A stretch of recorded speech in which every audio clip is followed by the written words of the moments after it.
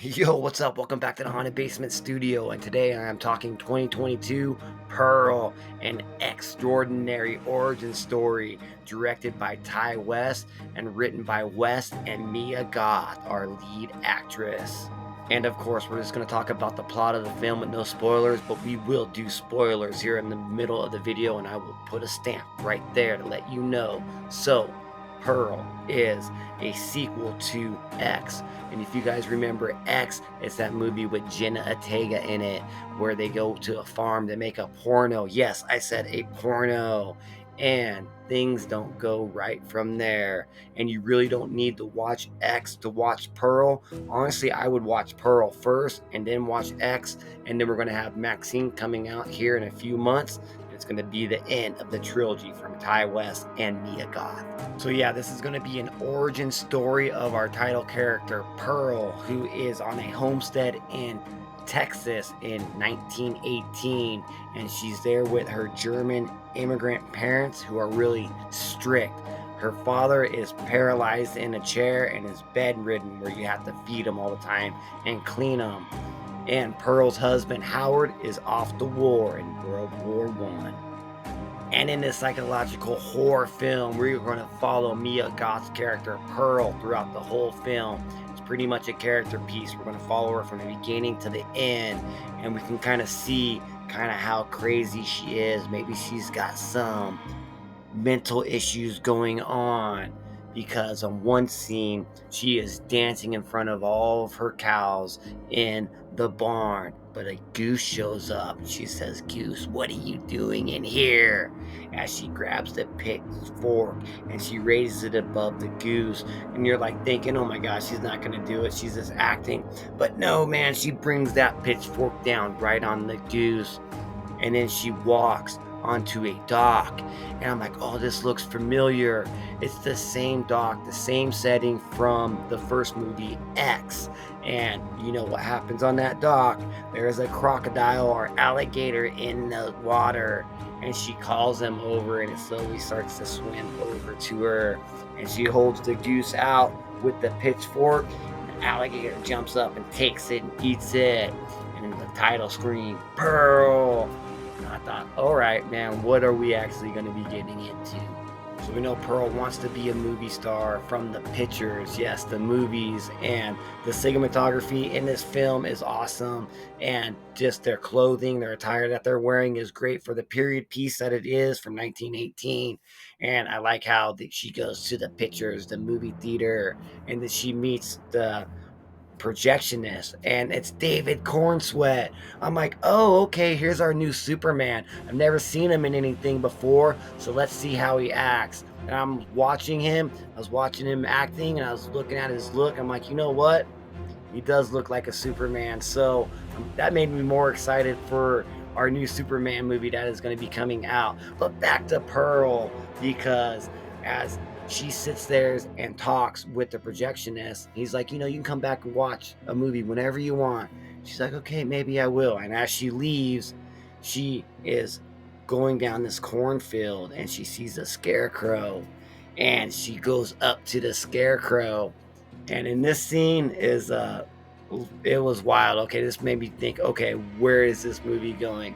We will talk about that scene when we get to the spoilers, but that scene kind of set up the movie to where it's going to go.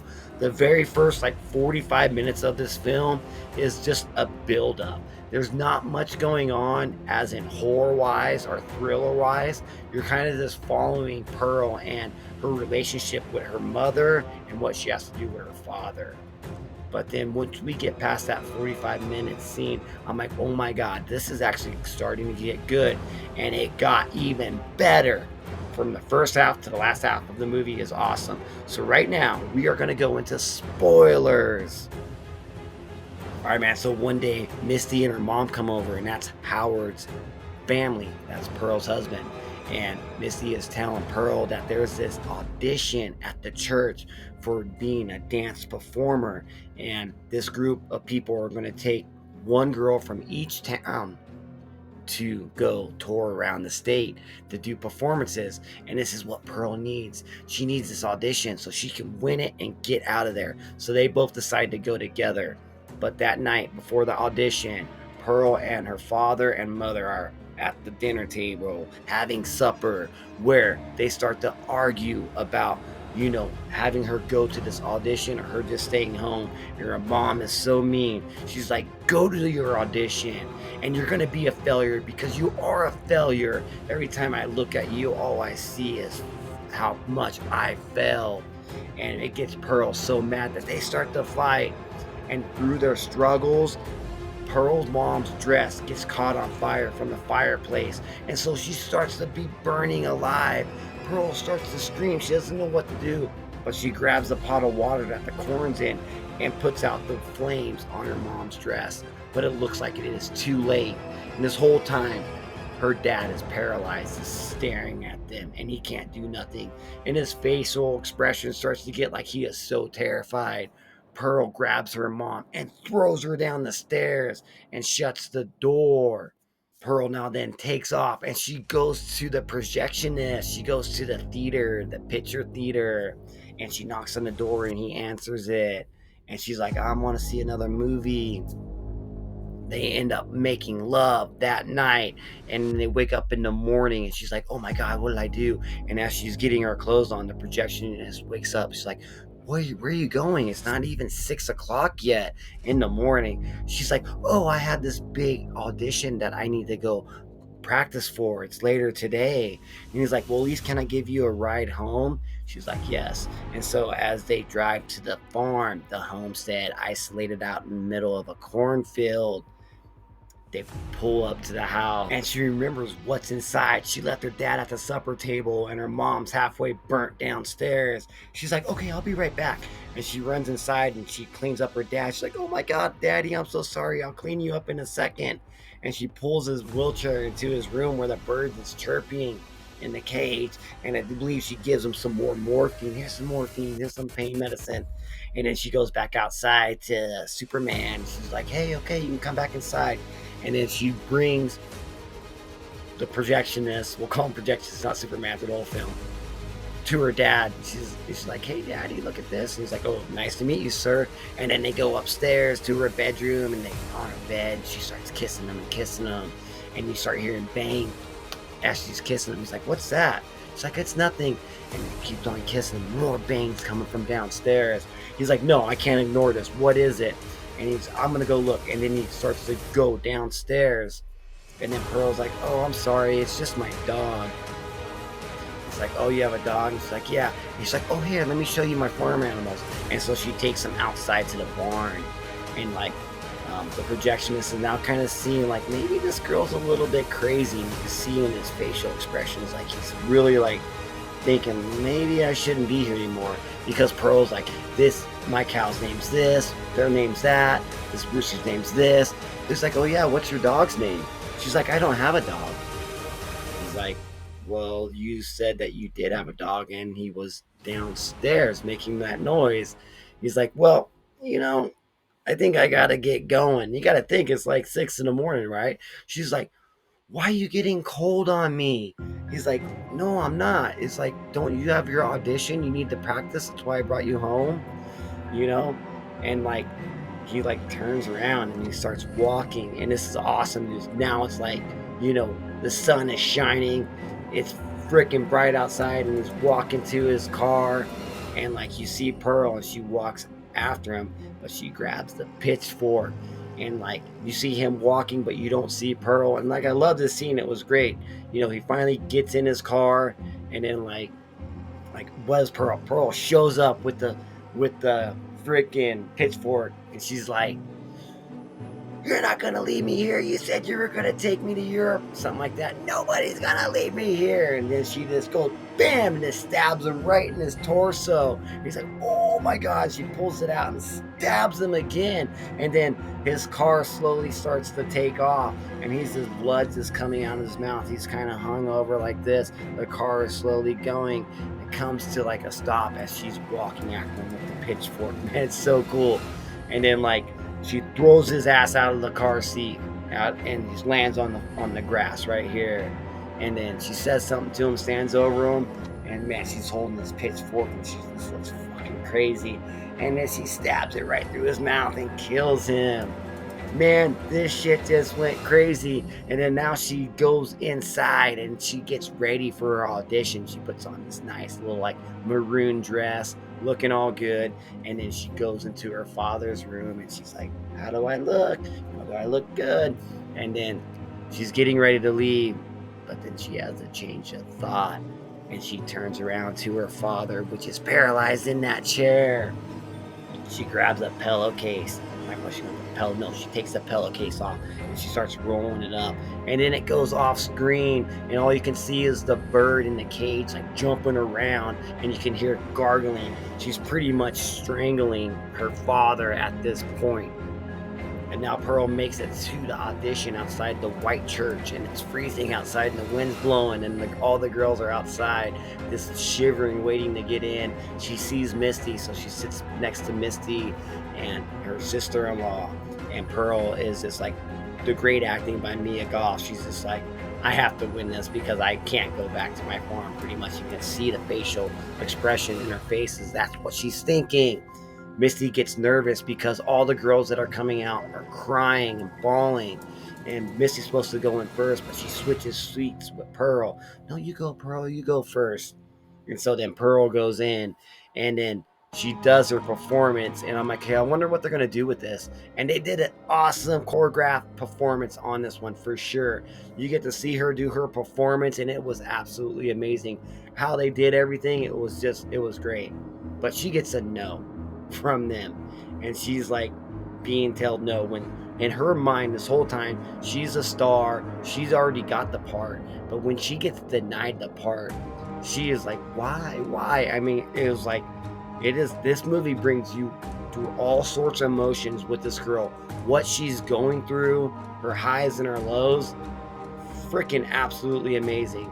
But when she goes out of the audition and she is wailing, I mean wailing, it made me so uncomfortable watching Mia Goth sit there bawling her eyes out, wailing. I mean, I felt so bad. I'm like, oh my god, this is horror right here. Just listening to her wail like that, absolutely horrifying. Misty's now able to calm her down. It's like, hey, let me give you a ride home. And so she walks her home, and when they get into the house, this is where we're gonna have the final scene pretty much.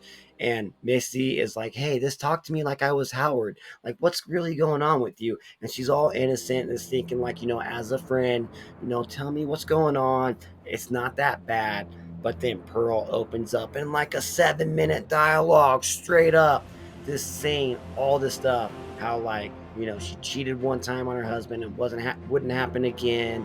And then how she started slowly killing small animals, and then how she killed her parents. And now at the end of this long ass dialogue, which was absolutely amazing, it made this movie freaking so high on my ranking. Misty's like, I think I gotta leave now. And Pearl's like, this can be our little secret, right? You're not going to tell anybody, right? I can fix this. I can fix all this. And Misty's like, yeah, I'm not going to tell anyone. And slowly like walks out the door. And then so she walks out to the screen door, and she's like, Missy's just like terrified. It's like, oh my god. As she slowly starts to walk down the stairs and down the driveway, the dirt driveway, Pearl opens up the door, and Misty turns around and sees her. And there's an axe right there, and Pearl grabs the axe. And Misty's like, oh shit, I must get going. But with her high heels, man, she can't run very fast. And it's such a great scene because Misty's trying to get away, and you got Pearl in the background just following slowly and slowly getting closer to her. And as she gets closer to her, she gets the axe and swings it and hits Misty in her back, and Misty falls down, but she gets up, and then she hits her again. Bam! And then she turns around, and it shows Mia Goth Pearl holding this axe right above her. And the look in her eyes, and she's just like gone psycho. And she's just holding this axe. Bam. And you're like, oh, she's going to bring it down. And she brings it down. Bam. And then they're going to go to this crazy scene where she's cutting up Misty's body and cutting off her head, cutting off her arms, and feeding it to the alligator. And it was so gross, but so perfect at the same time. And now Pearl sets her father and her mother up at the supper table with that pig with maggots all over it from the beginning scene. She is getting ready to have dinner with her dead parents, and man, they look absolutely dead. Great practical effects in this one. And then all of a sudden, her husband Howard comes home from the war, and he walks into on the supper and he sees Pearl's dead parents right there, and he's just like, "Oh my god!" And then you see Pearl, and she has some gravy. She's like, "Oh, you're home," and then she just smiles at him. And then the credit scene rolls, and she's sitting there smiling like this whole time through the credit scene, and you can just see like the pain in Mia Goth's face for her like smiling for so long as it slowly fades to black. The end. Man, this movie was a fucking 10 out of 10. Man, I love this film. I can't believe that. I've been wanting to watch it, but I was wanting to wait to get it. So it finally came on Prime. And I watched X, when it came out. So I dug that. And so Pearl is the main killer in X. And this is how you can see who Pearl was. So like you can really watch, and like it's not a spoiler at all for X, not at all. But you can definitely watch X and then watch Pearl. But honestly, I would watch Pearl, then I would watch X, and then we can watch Maxine that's coming out here in like a few weeks. Can't wait for that one. It's going to be the end of the trilogy. So I'm so glad I'm caught up on Pearl. Man, if you guys have not checked out Pearl, then you have to. It is a fucking 10 out of 10 from 2022. It's probably the best horror movie of 2022. I'm actually going back and watching some 2022 films because I really started my channel on 2023 horror films. So we're going back a little bit, and we're also going to be doing more 2024 films. So if you like that, you can go ahead and consider subscribing and hit that fucking bell, and then maybe hit the like button if you like this video. Man, that was freaking awesome. So I'm done. I can't wait for Maxine. Pearl was a 10 out of 10. If you want to see my X review, it was one of my first ones on the channel. I'll leave it right there, and maybe I'll revisit it, and I got the better studio now, and maybe rewatch it. But hell yeah, thank you all for joining me, Brent Bromberg, Triple B, in a haunted basement studio. And you remember, you keep it whole. Later.